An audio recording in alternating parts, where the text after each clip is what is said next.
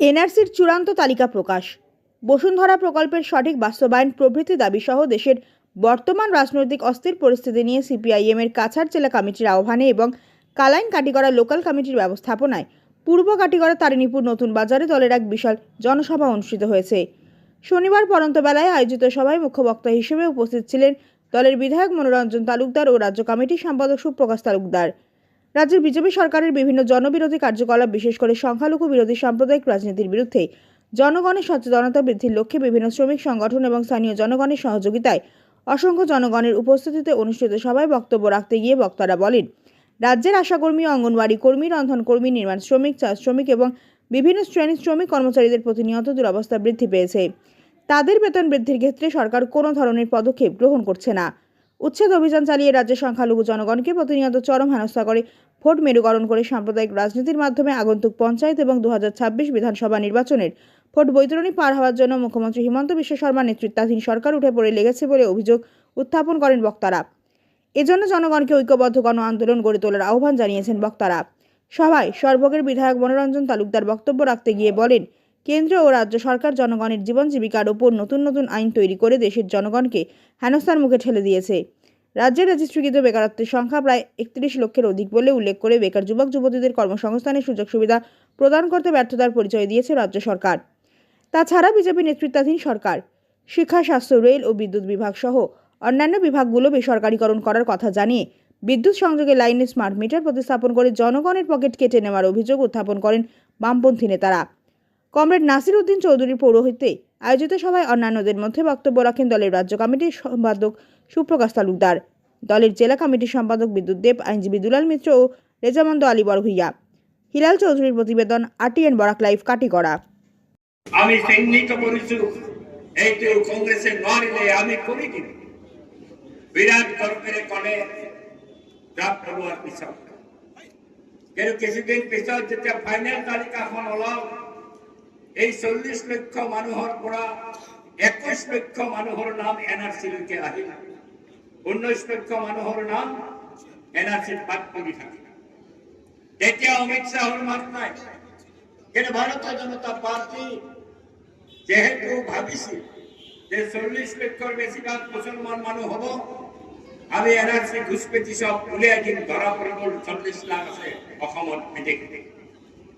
কিন্তু 19 লাখলৈকে যেতিয়া নামি আহিল, লগে লগে ভাৰতীয় জনতা পাৰ্টি তাৰ চৰকাৰ, বিশেষত অসমৰ চৰকাৰে স্পষ্টভাৱে কৈ দিলে এইখন এনআরসি আমি নামানো। কিয় নামানে?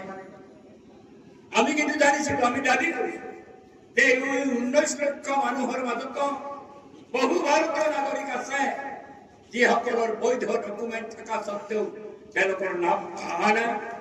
আকৌ হিয়াৰিং কৰক, আকৌ হিয়াৰিং কৰি তেওঁলোকক নটিচ জাৰি কৰক, কিয় বাদ পৰিছে কাৰণ দেখুৱাওক।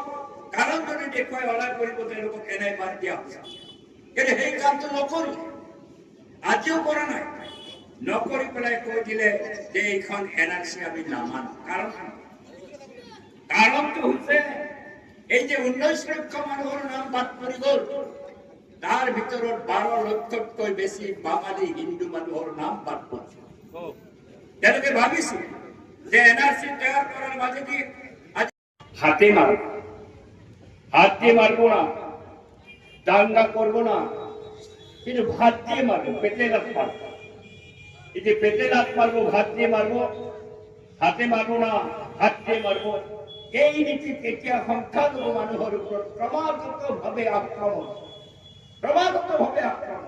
এই আক্ৰমণ ঘোষণা কৰি পেলাই বিজেপিয়ে আজি মুছলমান জনসাধাৰণক, ইছলাম ধৰ্মী মানুহবিলাকক জুলুমবাজি কৰিছে। অসমৰ কথাটো ভয়ংকৰ। সমগ্ৰ দেশত আজি মুছলমানক তেওঁলোকে দ্বিতীয় শ্ৰেণীৰ নাগৰিক হিচাপে গণ্য কৰি তেওঁলোকৰ অধিকাৰ, সংখ্যালঘু মানুহৰ অধিকাৰ, আমাৰ দেশৰ সংবিধানে দিয়া অধিকাৰ, এই অধিকাৰ খৰ্ব কৰাৰ কাৰণে কাম কাজ চলাই গৈ আছে। আমি ভাৰতৰ কমিউনিষ্ট পাৰ্টি, মাৰ্ক্সবাদীয়ে এটা কথা বিশ্বাস কৰোঁ, যিখন দেশত সংখ্যালঘু মানুহৰ অধিকাৰ সুৰক্ষিত নহ'ব, সেইখন দেশত কোনো দিনে আগলৈকে যাব নোৱাৰে, সেইখন দেশ বিকাশ লাভ কৰিব নোৱাৰে। এখন দেশ বিকশিত আগবাঢ়ি গৈছে নে নাই নিৰ্ভৰ কৰে সেইখন দেশত সংখ্যালঘু মানুহৰ অধিকাৰ সুৰক্ষিত হৈছে নে নাই সেই কথাটোৰ ওপৰত। কিন্তু আজি আমাৰ ডাঙৰ বিপদটো হৈছে আমাৰ দেশৰ সংখ্যালঘু মানুহ আজি সুৰক্ষিত নহয়। অকল যে মুছলমান ৰাজ্যে গীৰ্জা হৈছে, দলিতসকল হিন্দু দলিতৰ ওপৰত নিৰ্যাতন হৈছে। এই যে ব্ৰাহ্মণ্যবাদী যিটো বিজেপি, এই বিজেপি আজি দলিতৰ ওপৰত আক্ৰমণ কৰিছে। সমগ্ৰ দেশত এই ধৰণৰ এটা অৱস্থা বিৰাজ কৰিছে। বন্ধুসকল, তাৰ কাৰণে আজি যে NRC হোৱা নাই, কিয় হোৱা নাই? NRCৰ যেতিয়া ড্ৰাফ্টখন ওলাইছিল, ড্ৰাফ্টখনত কি দেখা গ'ল? 40 লক্ষ মানুহৰ নাম ড্ৰাফ্টত নাই। যিসকলে আবেদন কৰিছিল 40 লক্ষৰ নাম নাই। অৱস্থা কৰিছিল, ইয়াৰ সমাধান কৰিছে লুণ্ঠন লুণ্ঠন। এই যে এখানে বিজেপি আছে, এই যে লুণ্ঠনটা বিজেপি ব্যস্ত। কত টাকা লুণ্ঠন করে হেমন্ত বিশ্ব শর্মা এক সময় বলেছিল যে আমি পান তামুলের দোকান দিয়ে পড়াশোনা করছি, যে পান তামুলের দোকান দিয়ে পড়াশোনা করে তারপরে এসে এসে এখন রাজ্যের মুখ্যমন্ত্রী। ওর কত সম্পত্তি? ভারতবর্ষের মধ্যে মুখ্যমন্ত্রী যারা ধনী ওদের একটা তালিকা বাইর হয়েছে, ওইখানে ওর স্থান হচ্ছে নবম, 9th প্লেস, নবম। চন্দ্রবাবু নাইডু 1 নম্বরে আছে, পরে আবার কয়েকজন আছে, তারপরে হিমন্ত বিশ্ব শর্মা আছে 9 নম্বর। যদি ওর বহু সম্পত্তি ধরা যায়, বহু সম্পত্তি ধরলে পরে 1 নম্বর হয়ে যাবে। এটাও বলছে ওর বহু সম্পত্তিটা এখানে যোগ হয় না, ওর নিজের সম্পত্তি নয়।